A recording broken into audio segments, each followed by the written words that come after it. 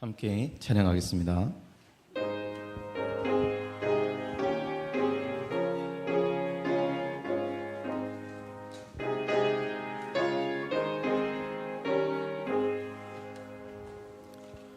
예수가 우리를 부르는 소리 금서 부드러워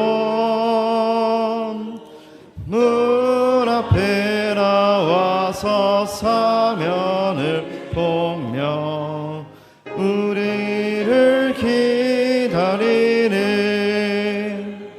오라 오라 방황치 말고 오라 죄 있는 자들아 이리로 오라 주 예수 앞에 오라 간절히 오라고 부르실 때에 우리를 지체하렴. 주님의 은혜를 왜 아니 받고 못 들은 채 하려나. 오라 오라 방황치 말고 오라 죄 있는 자들아 이리로 오라 주 예수 앞에 오라. 사월이 빠르게 지나 쾌락이 끝이 나고 사망의 그늘이 너와 내 앞에 들리며 가리우네. 오라 오라 방황치 말고 오라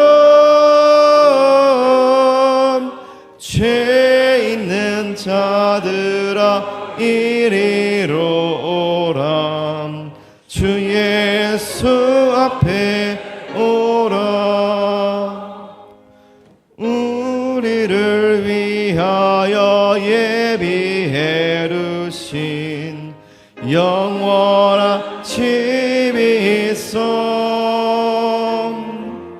죄 많은 세상을 떠나게 될 땐 영접해 주시겠네. 오라 오라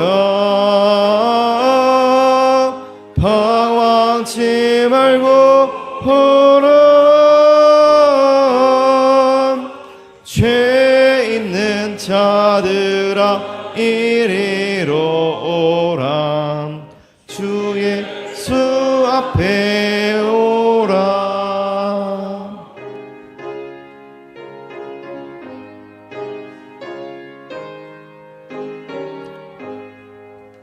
주 음성 외에는 참 기쁨 없도다. 날 사랑하신 주 늘 계시옵소서. 기쁘고 기쁘도다 항상 기쁘도다 나 주께 왔사오니 복주. 4절 하겠습니다. 그 귀한 언약을 이루어 주시고 주 명령 따를 때 늘 계시옵소서. 기쁘고 기쁘도다 항상 기쁘도다. 나 주께 왔사오니 보주옵소서.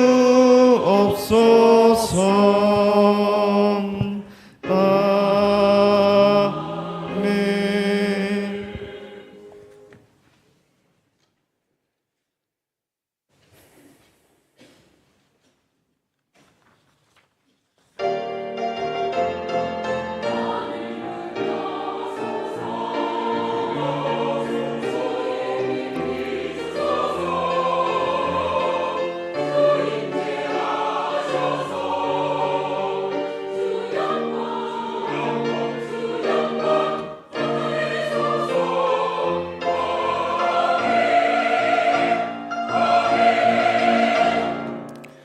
거룩하신 하나님, 지난 한 주 보잘것없던 우리 삶을 은혜의 보자기로 덮어주셔서 이 시간 이 복된 예배의 자리에 나오게 하심을 진심으로 감사드립니다.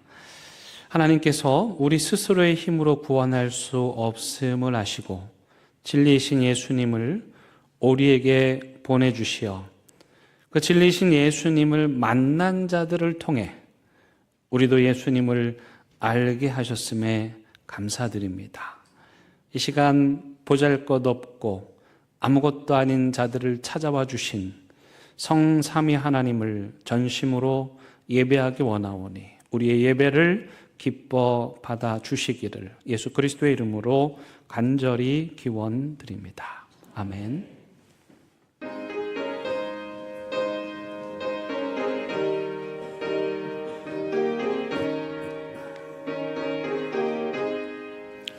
속죄하신 그새 죄를 내가 찬송하리라. 내게 자유 주시려고 주가 고난당했네. 그 신사랑 찬양하리. 나의 죄 사려고 십자가에 죽임 당한 나의 주 찬양하리. 내가 구원 받은 증거 기뻐 전파하리라. 내 죄 모두 담당하신 주의 사랑 크셔라. 크신 사랑 찬양하리. 나의 죄 사려고 십자가에 죽임 당한 나의 주 찬양하리. 승리하신 그새 주를 내가 찬송하리라. 죄와 죽음 지옥 권세 주가 모두 이겼네. 아멘. 크신 사랑 찬양하리. 나의 죄 사려고 십자가에 죽임 당한 나의 주 찬양하리. 고마우신 그새 주를 내가 찬송하리라. 죽음에서 생명으로 나를 인도하셨네. 크신 사랑 찬양하리. 나의 죄 사려고 십자가에 주임 당한 나의 주 찬양하리.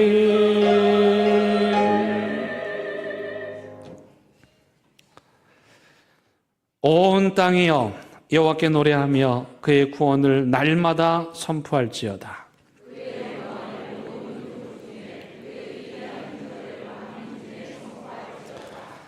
여호와는 위대하시니 극진히 찬양할 것이요 모든 신보다 경외할 것이며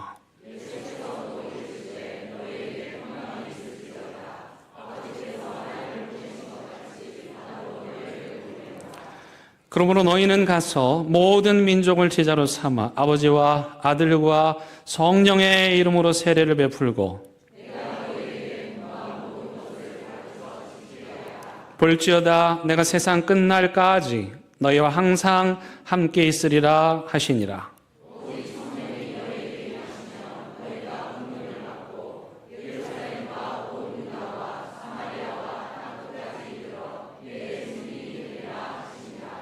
아멘. 나는 전능하신 아버지 하나님 천지의 창조주를 믿습니다. 나는 그의 유일하신 아들 우리 주 예수 그리스도를 믿습니다. 그는 성령으로 잉태되어 동정녀 마리아에게서 나시고 본디오 빌라도에게 고난을 받아 십자가에 못 박혀 죽으시고 장사된 지 사흘 만에 죽은 자 가운데서 다시 살아나셨으며 하늘에 오르시어 전능하신 아버지 하나님 우편에 앉아 계시다가 거기로부터 살아있는 자와 죽은 자를 심판하러 오십니다. 나는 성령을 믿으며 거룩한 공교회와 성도의 교제와 죄를 용서받는 것과 몸의 부활과 영생을 믿습니다. 아멘.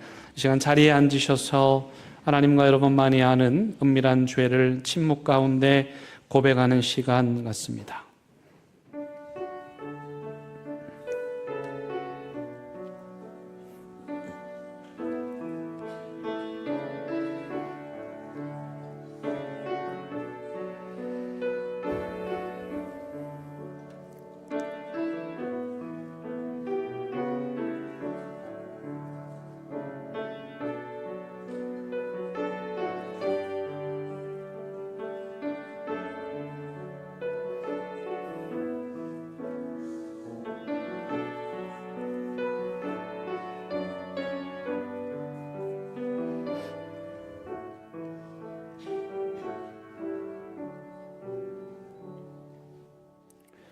여기 참여하는 자들에게 주시는 하나님의 위로와 용서의 말씀이 있습니다. 하나님이 세상을 이처럼 사랑하사 독생자를 주셨으니 이는 그를 믿는 자마다 멸망하지 않고 영생을 얻게 하려 하심이라. 하나님이 그 아들을 세상에 보내신 것은 세상을 심판하려 하심이 아니요 그로 말미암아 세상이 구원을 받게 하려 하심이라. 아멘.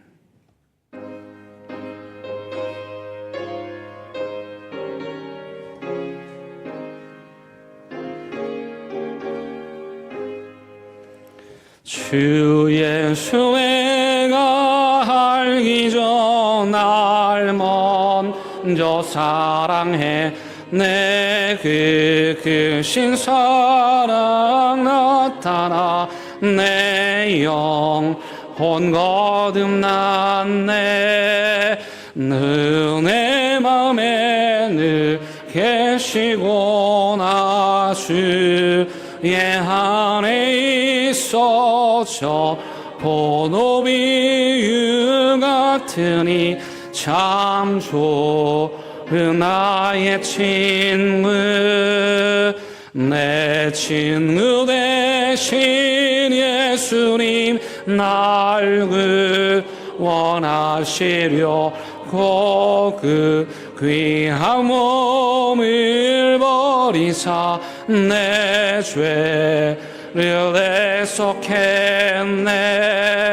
나 주님을 믿으며 그 손을 의지하고 내 몸과 마음을 바쳐 하셔서 끝까지 충성하리.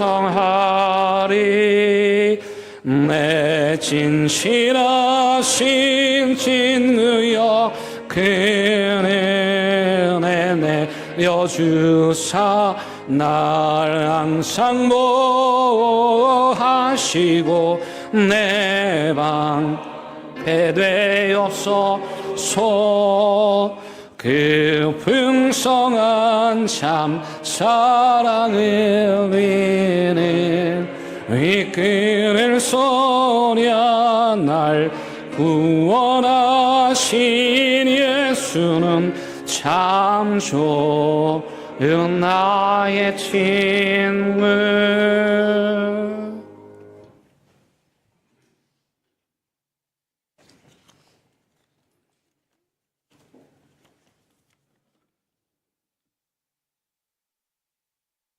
사랑과 은혜가 풍성하신 아버지 하나님, 거룩한 주일 주님의 전에 나와 예비게 하시니 감사드립니다.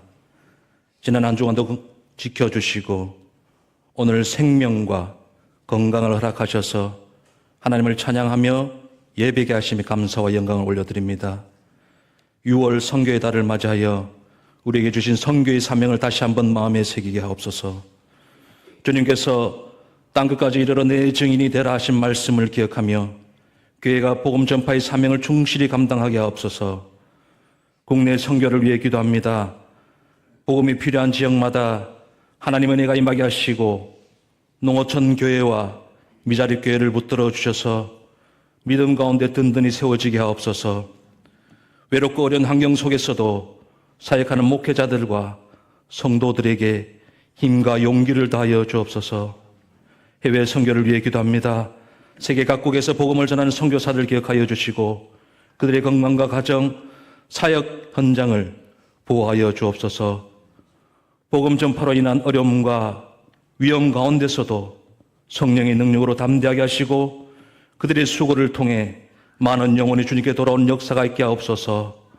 선교 기관들과 선교 단체들을 축복하여 주시고 맡겨진 사역을 충성스럽게 감당하게 하시며 교회와 성도들이 기도와 물질과 섬김으로 선교에 동참하게 하옵소서. 우리 대연교회도 선교하는 교회가 되게 하시고 다음 세대에게 선교의 비전을 심어주셔서 복음의 계승자가 되게 하옵소서. 민족과 열방이 예수 그리스도를 구주로 믿고 하나님께 영광 돌리는 역사가 일어나게 하옵소서. 오늘도 말씀을 전하시는 목사님께 성령의 감동을 더하여 주시고 말씀을 듣는 모두가 은혜를 받아 삶 속에서 복음을 실천하게 하옵소서. 모든 영광을 하나님께 올려드리며 우리를 죄에서 구원하신 예수 그리스도 이름으로 기도드립니다. 아멘.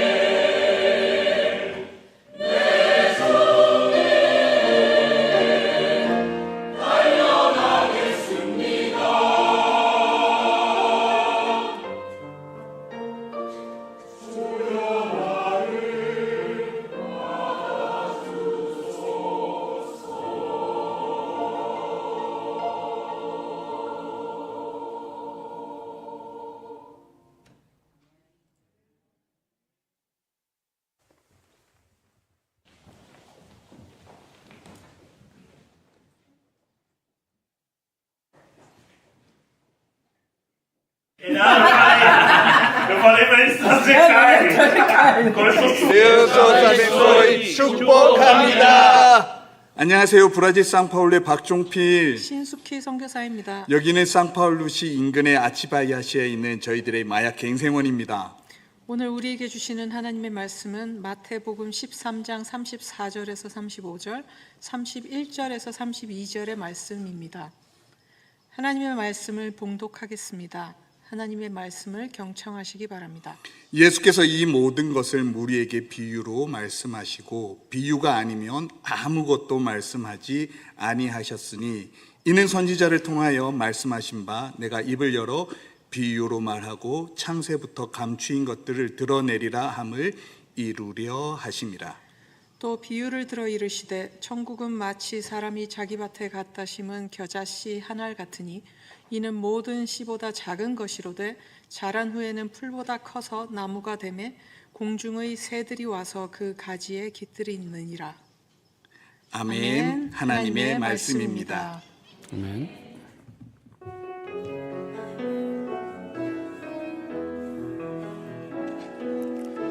이 말씀 따라 사는 동안 지치지 않게 하시고 이 말씀 따라 사는 동안 주님 나라 이루소서. 여러분 군대에 가면은 군목이 있습니다. 군대에서 복음을 전하는 사람을 말하는데요. 우리나라 군목 제도가 언제 생겼는지 아십니까? 6.25 전쟁 때입니다. 우리가 북에게 밀려서 부산까지 내려왔다가 다시 인천 상륙작전을 성공하고 우리 서울을 수복하게 되죠. 그때 이제 메가다 장군이 인천 상륙작전을 성공리에 마치고 이제 미군 병사들이 배에서 내릴 때 그 배에서 내리는 그 군인들을 미국 목사님, 미국 군목이죠. 군인 목사님께서 이제 기도를 해 주셨는데 그 모습을 지켜보던 한국 군인이 그게 너무 부러운 거야. 똑같이 전쟁을 했는데 저 미군은 목사님이 와서 기도해 주시니까 너무도 부러워서 대통령에게 건의를 했어요. 우리에게도 군목을 좀 보내주십시오. 그래서 이승만 대통령께서 그 요청을 받아들여 가지고 군목을 만드신 거예요. 근데 그때 당장 군인들이 없으니까 그 밖에서 목회하시는 28분의 목사님들 자원을 받아가지고 이분 다 군대 갔다 오신 분들인데 다시 재입대를 하셔가지고 목사님 28분 그리고 카톨릭의 신부님 4분 이렇게 32명으로 군목 제도가 시작이 되었습니다. 이 군대 안에서 이 목사님들 역할이 참 크고 여러 가지로 힘들고 어려운 상황 가운데서 군복무하는 젊은이들에게 복음을 전하시고 또 실제로 군대에서 많은 젊은이들이 예수님을 만나고 또 기적을 체험하고 하나님의 은혜를 체험하는 일들이 일어나고 있습니다. 그 군목을 도와가지고 밑에서 우리로 말하면 집사님 또는 전사님 같은 역할을 하는 그 병사들을 군종이라고 그럽니다. 입대를 하면 이 남자들이 그냥 노는 게 아니에요. 다 이렇게 맡은 보직들이 있는데 어떤 사람들이 군종을 하느냐? 신학교 다닌 사람들, 또 교회 다닌 사람들. 근데 그것도 없다. 자기 부대에.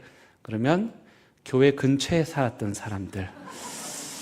군대는 다 그럽니다. 그래가지고 이제 전혀 교회 안 다니는 친구가 군종을 하기도 하고.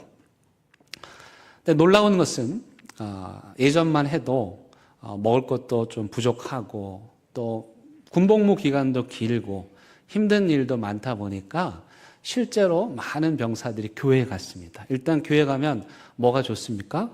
잠을 푹 잘 수가 있습니다. 목사님이 또 잠들게 해주셔가지고 편안하게 잠을 잡니다.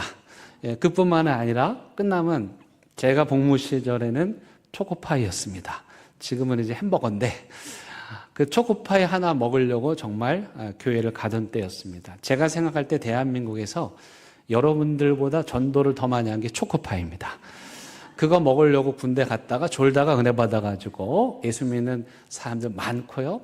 그리고 논산에서는 신병도 훈련하잖아요. 그러니까 신병 때 얼마나 불안하고 또 마음이 간절해요.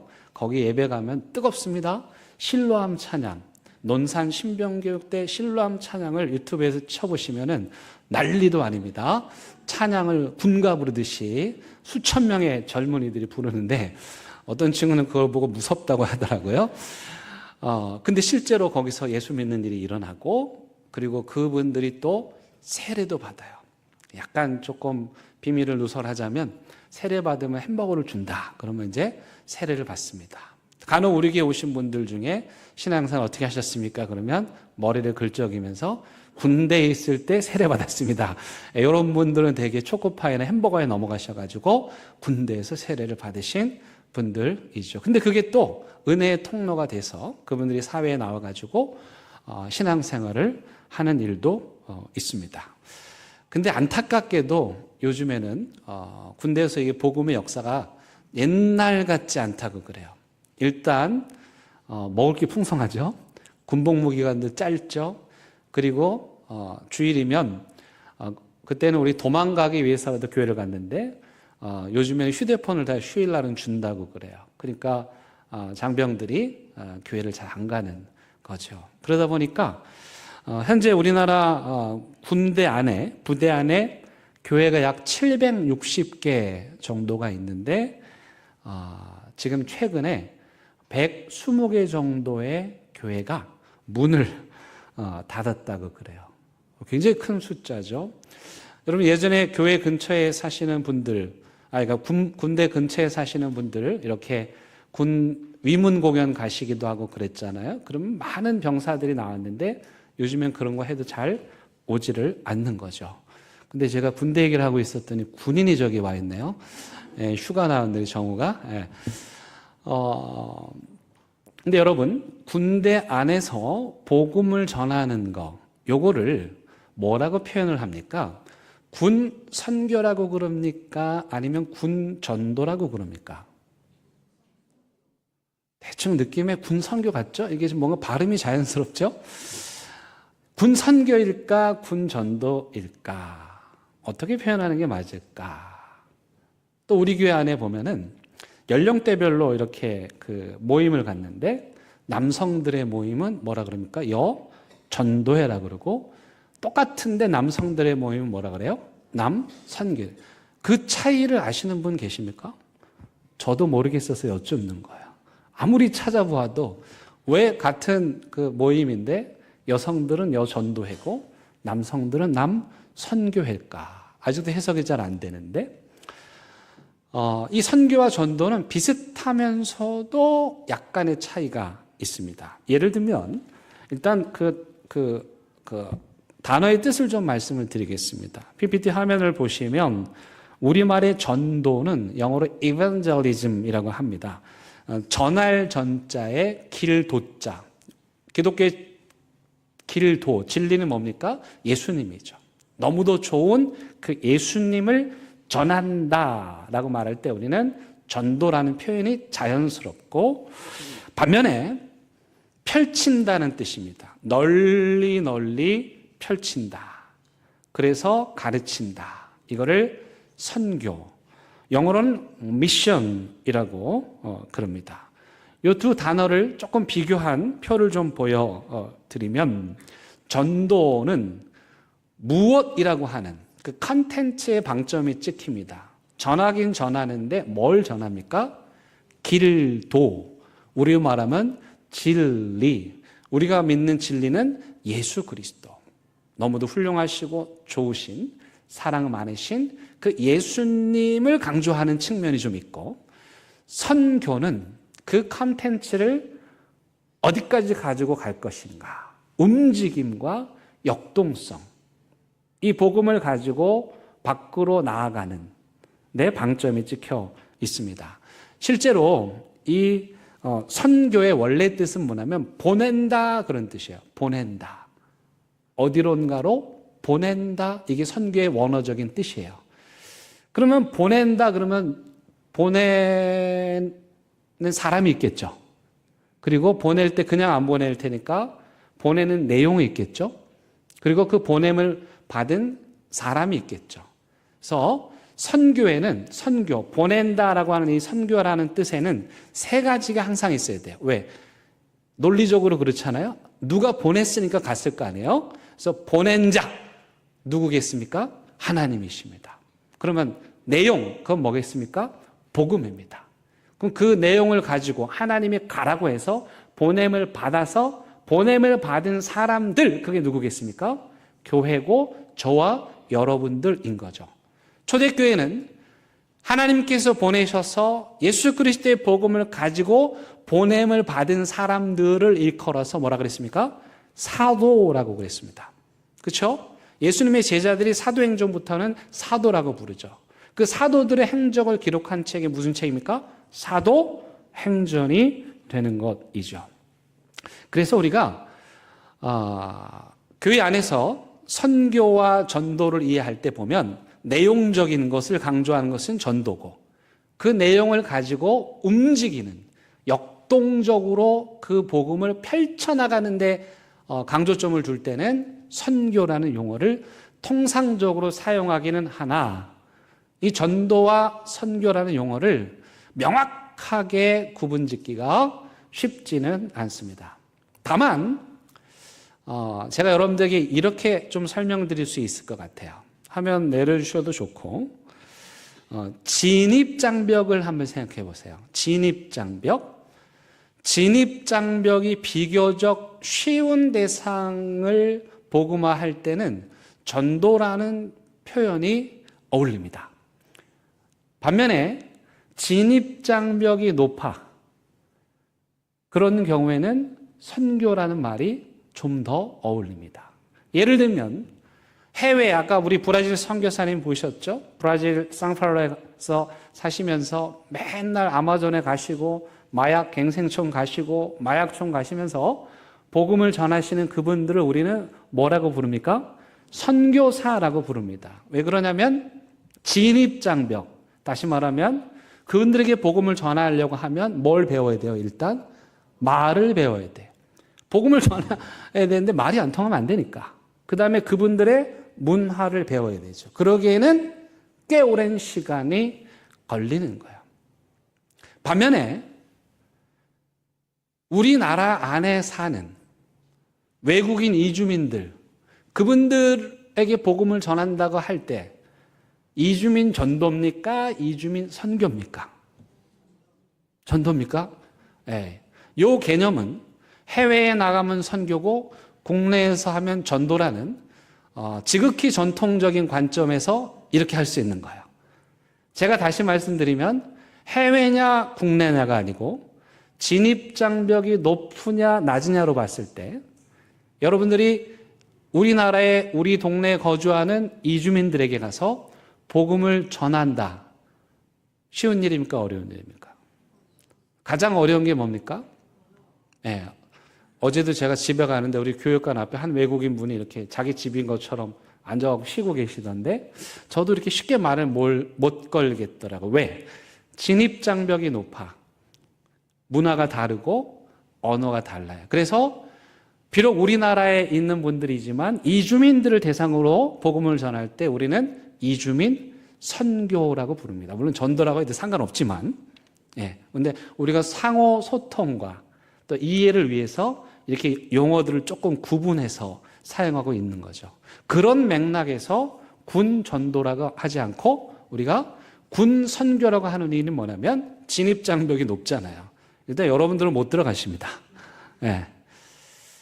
그리고 훈련받고 있는 아이들과 함께 뛰면서 복음을 전해야 하기 때문에 쉬운 일이 아니죠. 그래서 진입장벽을 생각하시면 이 용어를 구분하시기 좋을 것 같아요.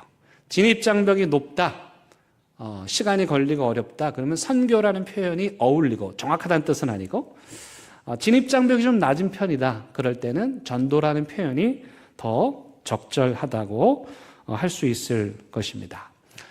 대연교회는 6월이 되면 선교에 대한 주제로 가지고 하나님 말씀을 나누고 우리에게 선교를 생각합니다. 합니다.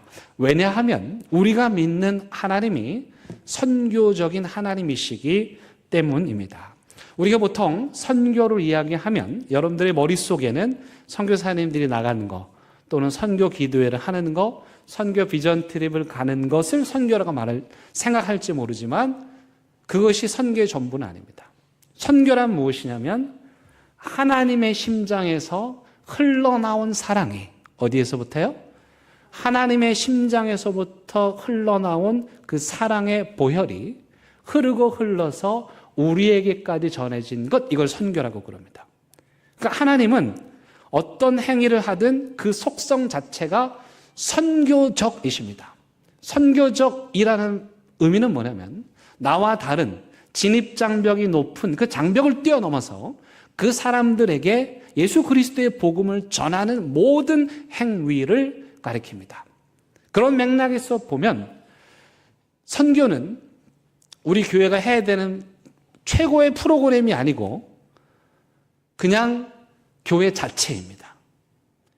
하나님의 속성이 선교이시듯 그분이 보내셨고 그 하나님이 친히 예수 그리스도로 이 땅에 오셨고 또 우리에게 성령을 보내심으로 이 선교의 역사를 이어가게 하시는 것처럼 교회의 모든 속성은 선교적입니다. 그래서 선교는 선교위원회만 하는 게 아니에요. 그래서 엄밀히 말하면 교회의 모든 행위들은 다 선교적입니다.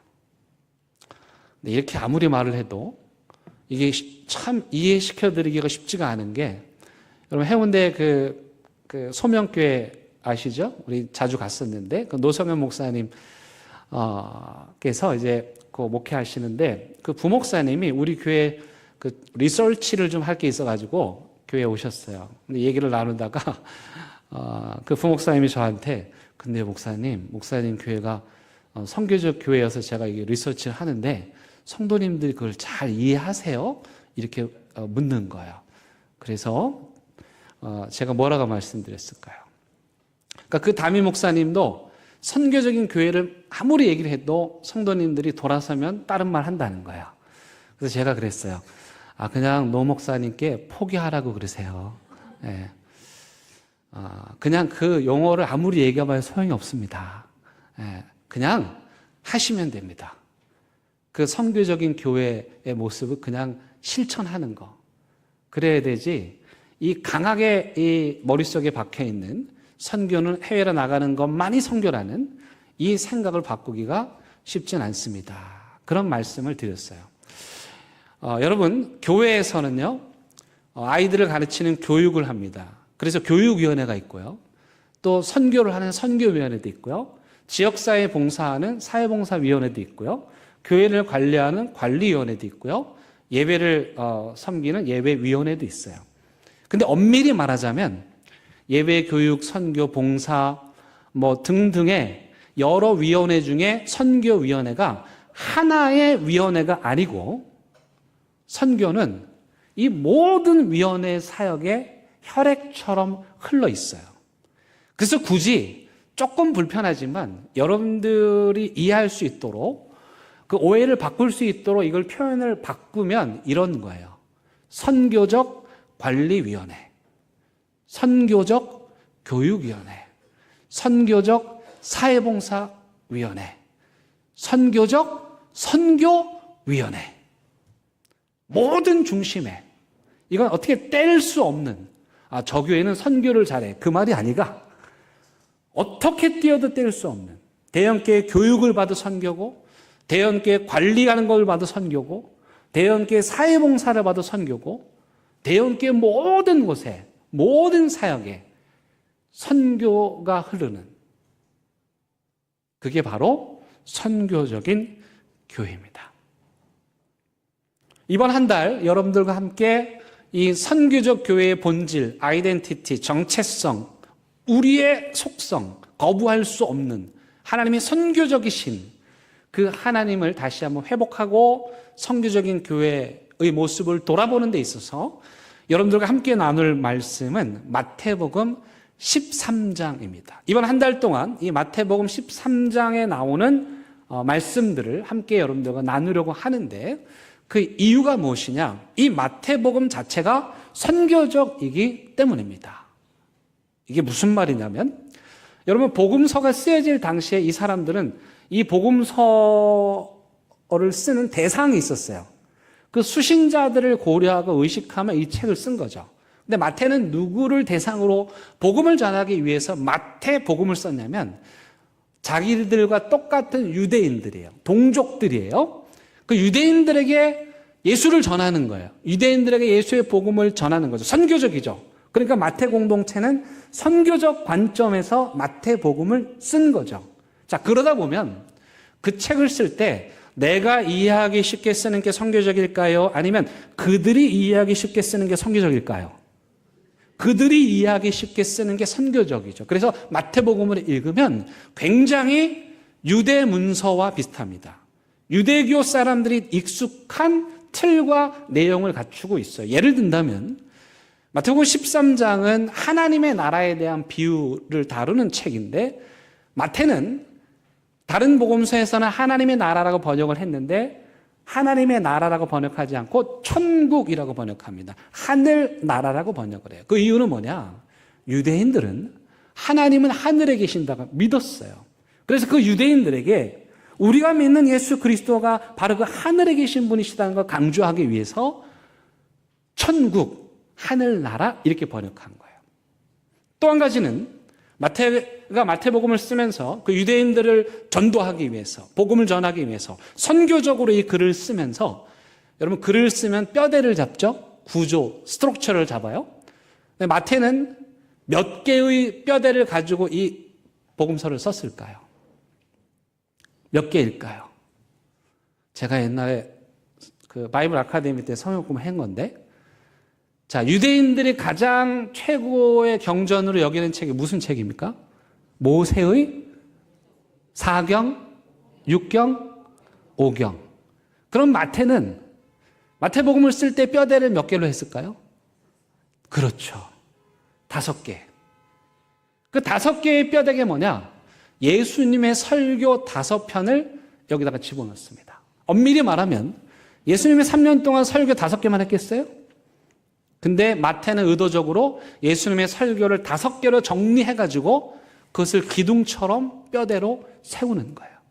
5편의 설교를 마태복음을 읽는 유대인들이 보면서 어머나, 이 예수님이 모세하고 비슷하네? 그런 마음이 들었을 거예요. 그 중에, 그 5편의 설교 중에 여러분들이 만약에 마태복음의 저자라면 가장 주옥 같은 설교를 어디다 넣겠어요? 첫 번째에다 넣겠어요? 끝에다 넣겠어요? 가운데다 넣겠어요? 가운데다 넣지 않겠어요? 5편의 설교 중에 예수님의 가장 주옥 같은 설교를 마태는 가운데다 넣습니다. 그게 어디냐? 마태복음 13장이에요. 마태복음 전체가 28장으로 되어 있는데, 그러니까 마태복음 13장은 일종의 마태복음의 정상이라고, 산의 정상이라고 할 수가 있을 거예요. 이 또한 마태의 의도가 들어 있습니다. 마태는 계속해서 예수님이 모세와 같은 예언자인데 모세보다 뛰어난 분이다라는 것을 이야기해요. 그래서 의도적으로 산을 강조합니다. 왜? 모세가 시내산에 올라서 하나님의 계명을 받았기 때문이죠. 그래서 마태는 지금 마태복음의 가장 정상, 마태복음 13장에서 예수님께서 가장 강조하셨던 하나님의 나라라고 하는 주제를 설교하는 모습을 그리고 있는 거예요. 그럼으로써 이 책을 읽는 독자들은 그 예수님이 그 옛날 모세가 시내산에서 하나님의 계명을 받았던 그 예언자와 같은 분이라는 것을 떠올리도록 하기 위함이었죠. 그러므로 마태복음 13장은 마태복음의 정수이고 그 다음에 예수님의 가르침의 핵심 중에 핵심이에요. 그래서 이번 선교의 달에 우리가 하나님의 나라의 복음이 가득 들어있는 마태복음 13장의 말씀을 나누려고 합니다. 자, 이쯤 되면 여러분들이 마태복음 13장을 읽어야 되겠어요? 안 읽어야 되겠어요? 그거라도 하셔야죠. 그래서 한 주에 한 번 마태복음 13장을 읽으시는 거예요. 그러면 4번 읽을 수 있어요. 그렇게 마태복음 13장을 읽고 이 말씀을 통해서 시내산 꼭대기에서 말씀하신 그 모세처럼 우리에게 말씀하시는 그 예수님의 말씀을 듣게 될 거예요. 근데 여러분, 마태가 글을 쓸 때 여러 문학 장르가 있죠. 편지도 있고 소설도 있고 시도 있고. 근데 마태복음 13장에서 예수님의 가르침의 핵심 정수인 하나님의 나라를 이야기할 때 어떤 문학 장르를 빌리냐면 바로 비유라고 하는 문학 장르를 빌립니다. 여러분, 비유, 예를 들면 이런 말, 어떨 때 그런 말을 씁니까? 이해시키고 싶어서. 못 알아들으니까 표정을 보니까 무슨 말인지 몰라요? 그래서 예를 들면, 바로 그 예를 들면이 비유죠. 마태복음 13장은요 7개의 비유로 가득합니다. 씨 뿌리는 비유부터 시작해가지고 오늘 우리가 보았던 이 겨자씨 비유, 또 그물 비유, 진주 비유, 보화 비유 등등의 7개의 비유들이 나오는데, 이 비유들을 통해서 이 비유 속에 담겨있는 하나님의 나라의 의미가 무엇인지, 여기에 감춰진 선교적 의미가 무엇인지를 우리가 함께 나누려고 그래요. 오늘은 바로 그 첫 번째 시간으로 겨자씨 비유인데, 여러분 오늘 본문 31절, 32절을 한번 읽어보려고 그럽니다. 또 비유를 들어, 여기 비유가 나오네요. 예수님이 너무너무 간절해. 내가 가장 강조하는 하나님의 나라를 이 사람들에게 알려주고 싶어. 그래서 쉬운 비유를 들어서 이르시되 천국은 마치, 비유를 말할 때 이런 수사 표현지 나오죠. 천국은 마치 사람이 자기 밭에 갖다 심은 뭐와 같으니 겨자씨 하나 같으니 이는 모든 씨보다 작은 것이로되 자란 후에는 풀보다 커서 나무가 되매 공중의 새들이 와서 그 가지에 깃들이느니라. 일단 예수님이 지금 겨자씨 비유를 드신 이유는 뭐냐? 우리는 좀 낯설죠. 근데 예수님 설교하실 때는요 항상 청중들에게 익숙한 거, 뭐 예를 들면 양이든지 또 포도원이든지 이런 것들. 근데 이 겨자나무는요 이스라엘에서 흔한 거예요. 길거리에 널려 있는 거예요. 그러니까 그들이 알아들을 수 있는 겨자나무를 예를 들고 있는 거예요. 근데 하필이면 겨자나무 얘기를 하느냐? 하나님의 나라가 겨자씨와 같이 작지만 나중에 커지겠다, 성장할 것이다. 지금은 비록 보잘것없지만, 지금은 비록 초라하지만 나중에는 큰 나무가 될 거다. 그 이야기를 하려고 이 비유를 들고 있는 거죠. 근데 또 여기서 우리가 이해해야 될 거는 보통 우리가 여러분 성도 목사님들이 여러분 씨앗 중에 가장 작은 씨앗이 무슨 씨앗입니까? 그러면 성도님들 뭐라 그래요?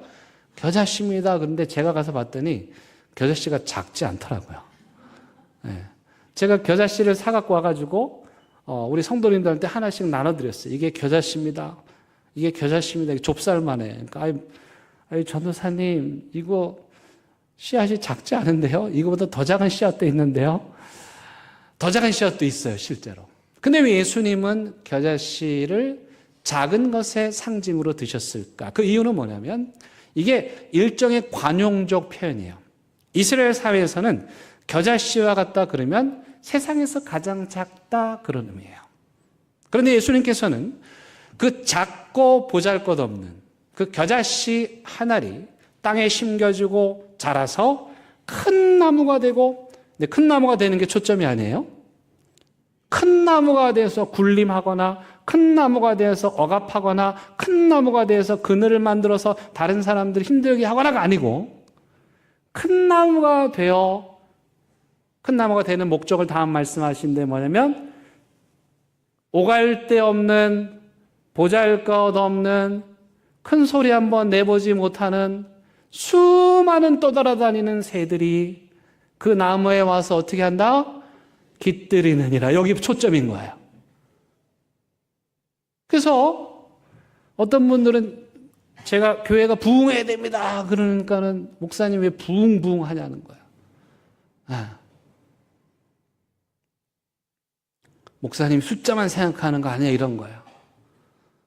그분들은 착각하는 거예요. 교회가 부흥하고 나무가 성장해야 되는 이유가 뭡니까? 우리 세력을 자랑하려고? 우리 힘을 자랑하려고? No. 그게 아니고 한 명이라도 더, 이 마음이죠. 한 명이라도 더 대연교회가 만들어 놓은 나무 가지에 앉아서 와서 쉬고 위로를 받고 숨도 좀 쉬고 그거 하려고 그러는 거예요. 근데 여기에 예수님이 또 조그만 게 커졌다는 걸 강조하려면 제가 볼 때는 겨자씨보다는 백향목 나무씨가 더 좋아요. 왜냐하면 백향목은요, 향이 백리를 간다에 백향목이고 나무가 너무 예뻐요. 반면에 겨자나무는 사실은 나무라고 표현하는 게 어색해요. 왜? 이게 숲을 덩어리, 숲풀이거든요. 숲풀. 겨자나무가 이렇게 아름드리 나무가 아니에요. 이렇게 풀 같은 거예요. 조그만 건 잡초 같기도 해요. 근데 왜 하필이면 예수님이 백향목 나무가 아니고 겨자씨를 예로 드셨을까? 그건 뭐냐면 씨앗도 작지만 그 모습이 뭐예요? 백향목 같진 않아.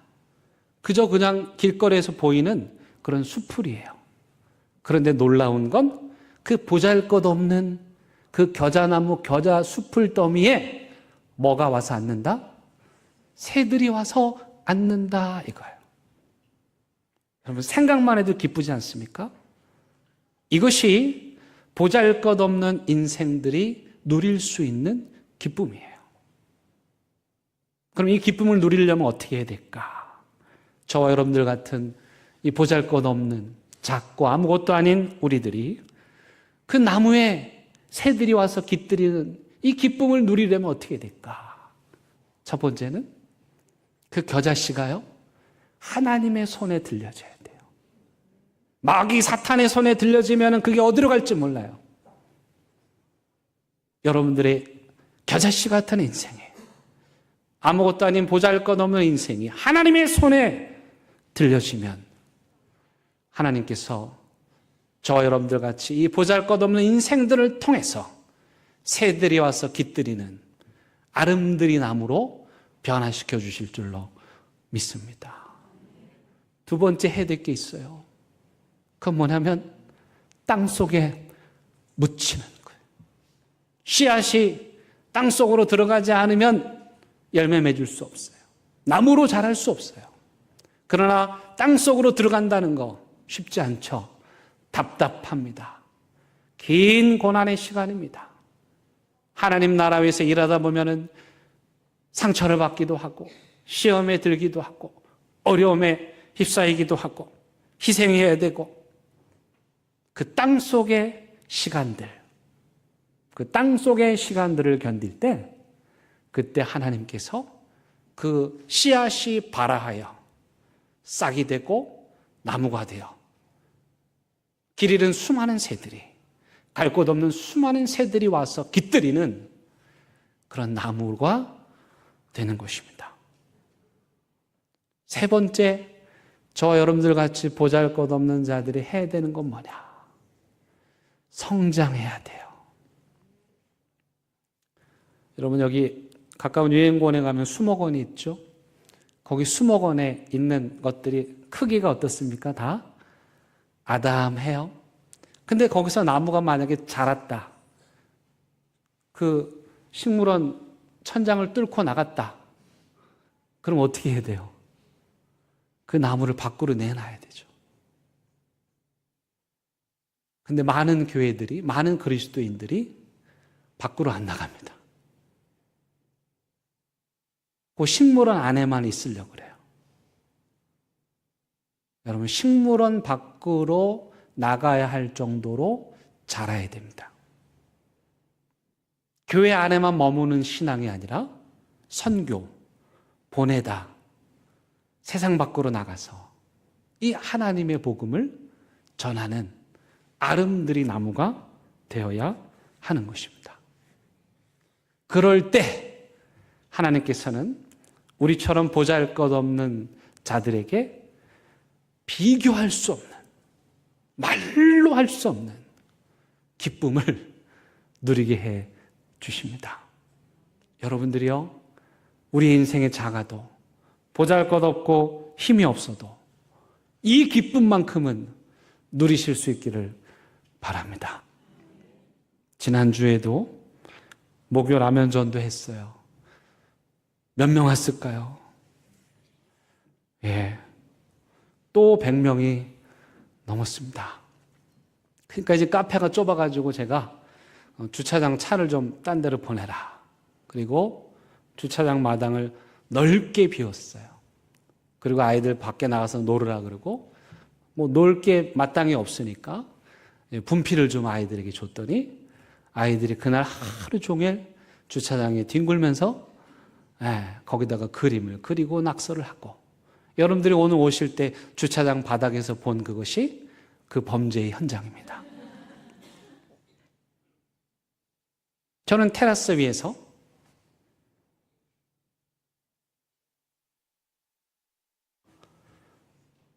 그 아이들을 이렇게 보는데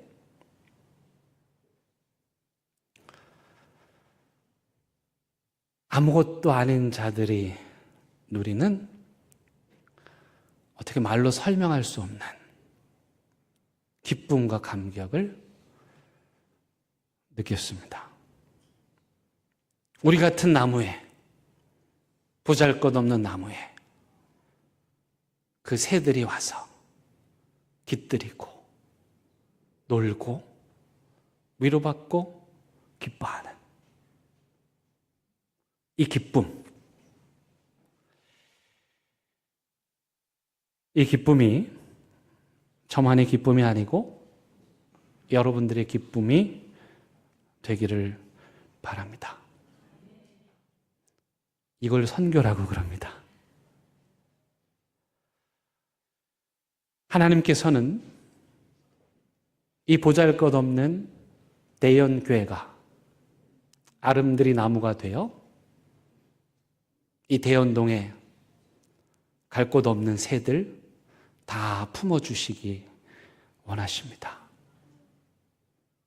그 하나님의 뜻에 부합하는 저와 여러분들 되기를 간절히 바랍니다. 함께 찬양하시겠습니다.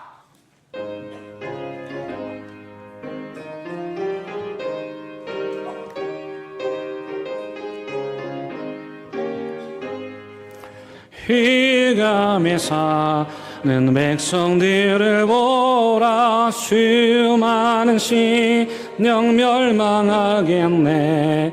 그 누가 갈까. 주의 복음 들고 생명을 구원하는 곳으로. 큰 권세 주께 있으니, 큰 권세 주께 있으니, 너는 가서 주의 복음 전하라. 주가 너 항상 지키리라. 구원의 문은 넓게 열렸으니, 십자가 그 병 일어나거라. 너희의 힘을 하나로 뭉쳐서 죄악의 쇠사슬을 끊어라. 큰 권세 주께 있으니, 큰 권세 주께 있으니, 너는 가서 주의 복음 전하라. 주가 너 항상 지키리라. 왜 너는 멸망 길을 가려느냐. 충성되 꼭 하여라. 널 구원하여 예수 주니, 생명의 참된 복음 전하라. 큰 권세 주께 있으니, 큰 권세 주께 있으니, 너는 가서 주의 복음 전하라. 주가 너 항상 지키리라. 길이라 온 천하마 이행은 아래 영광과 찬송 주께 드리네 속죄함이 뭐 구원받았으니 기쁘게 할렐루야 부르세 큰 원세 주께 있으니 큰 원세 주께 있으니 너는 가서 주의 복음 전하라 주가 너 항상 지키리라.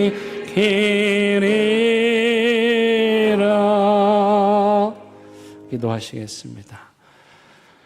하나님, 겨자씨처럼 작고 연약하고 보잘것없는 인생들이지만 하나님의 손에 붙잡히면 이 땅에 아픈 영혼들, 상처받은 심령들, 이 좋으신 예수님을 모르는 그 영혼들을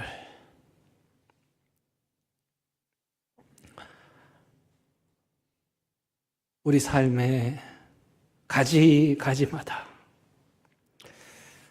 깃들이게 하여 주시옵소서. 이 기쁨을 어떻게 설명할 수 없는 이 기쁨을, 이 감격을 우리 대한교회 성도들에게 부어 주시옵소서. 예수님의 이름으로 기도드립니다. 아멘.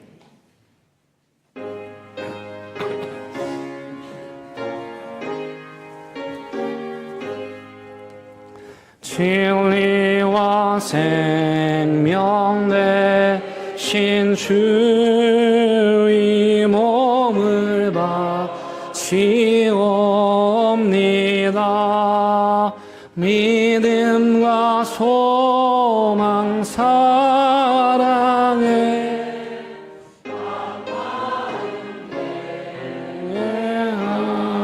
하소서. 아멘.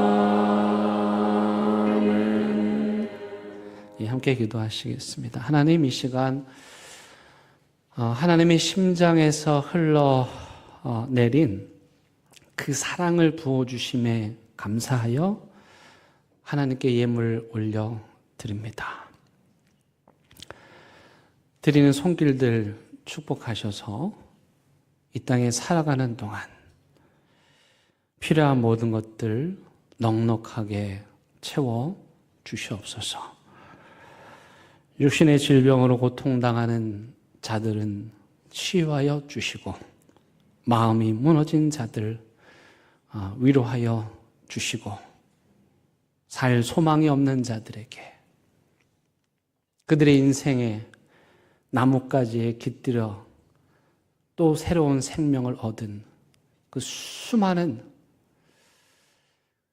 다시 살아난 자들을 보며 위로받게 하여 주시옵소서. 이 예물이 흐르고 흘러 갈 곳 없는 영혼들 품어주고 위로해주고, 무엇보다도 너무도 좋으신 이 예수님, 우리를 너무나도 사랑하시는 이 예수님 전하는데 귀하게 사용하여 주옵소서. 예수님의 이름으로 기도드립니다. 아멘. 함께 인사 나누시겠습니다. 예, 오늘 우리 교회에 등록하신 두 분 계십니다. 최신용님, 김순아님. 잠깐 일어나실 수 있으면 일어나시면 감사하겠습니다. 네, 큰 박수로 환영하고 축하하겠습니다. 네, 감사합니다. 예, 우리 군복무하는 정우 나라 지켜라 했더니 나라는 안 지키고 잘 있었지? 예, 이렇게 오늘 휴가 나온 모양입니다. 또 옆에는 서울 아가씨입니다. 부산 아가씨 아니고 서울서 직장 생활하는 소정이 왔습니다. 오랜만에 왔는데 박수 한번 하겠습니다. 감사합니다. 지난주에 우리 손소정 집사님 출산한 거 얘기했는데 사진을 못 보여드려가지고 오늘은 그 박현도 집사님의 아기를 사진으로 보여드리겠습니다. 두 사람이 같이 살긴 합니다만, 네. 웃고, 울고, 너무나도 예쁜, 이름이 박예나입니다. 건강하게 잘 자라도록 기도해 주시기를 바라겠습니다. 그만 보시고, 예.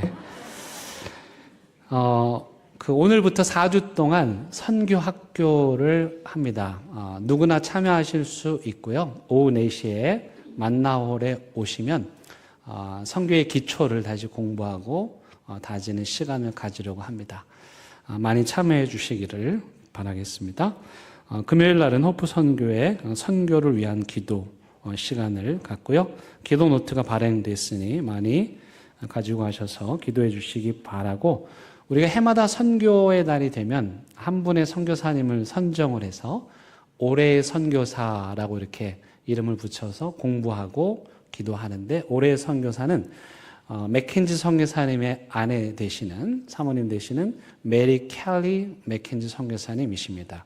자료집이 있으니까 가지고 가셔서 한번 읽어보시기를 바라겠습니다. 오늘 2부 예배 후에 재직해 있으니 많이 참여해 주시기 바라고, 이번 돌아오는 금요일 날은 이 지역에서 어르신들한테 식사 대접을 하는 목골 자율 방범대라는 곳이 있는데, 우리 교회 장소 협조를 요청해서 우리 교회에서 동네 어르신들 식사 대접을 합니다. 근데 어르신들이 또 우리 교회 오신다고 해요. 그냥 있을 수가 없어서 우리 교회에서도 작은 선물을 준비했습니다. 그 선물은 여러분들이 매주일 목걸이 샬롬에서 커피를 마시고 모아주신 돈, 그 돈을 모아가지고 그 돈에서 선물로 드리게 되었습니다. 도와주신 분들께 감사를 드리고, 여러분들도 오실 수 있으니까 금요일 날 함께 오셔서 식사 교제 나누시기를 바랍니다. 우리 이용희 원사님 큰아들 김반석 청년 이번 토요일 날 드디어라는 말을 써야 되죠. 드디어 결혼을 합니다. 얼마나 좋으실까? 우리 큰 박수로 축복하겠습니다.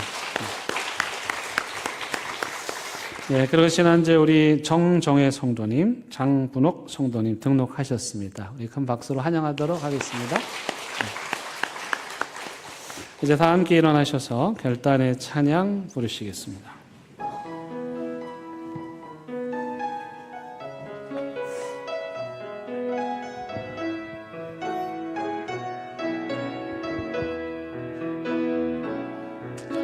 선하님의 고요히 감사하여 그 놀라운 평화를 누리며 나 그대들과 함께 걸어가네. 나 그대들과 희망을 여네. 그 고요함이 깊이 번져갈 때 저 가슴 벅찬 노래 들리네. 다시 하나가 되게 이끄소서. 주님의 빛이 빛나는 이 밤 그 선한 힘이 우리를 감싸시니 믿음으로 일어날 일 기대하네. 주 언제나 우리와 함께 계셔. 하루 또 하루가 늘 새로워. 우리 주님 예수 그리스도의 은혜와 하나님의 크신 사랑과 성령님의 인도하심이 하나님의 심장에서부터 흘러나오는 그 뜨거운 사랑을 받아 계속해서 흘러보내기를 다짐하고 또 다짐하는 사랑하는 대형교회 모든 성도들 위해, 이들의 가정과 일터와 사업장 위에, 이 나라 이 민족 위에 이제부터 영원토록 함께 하시기를 간절히 축원합니다. 아멘.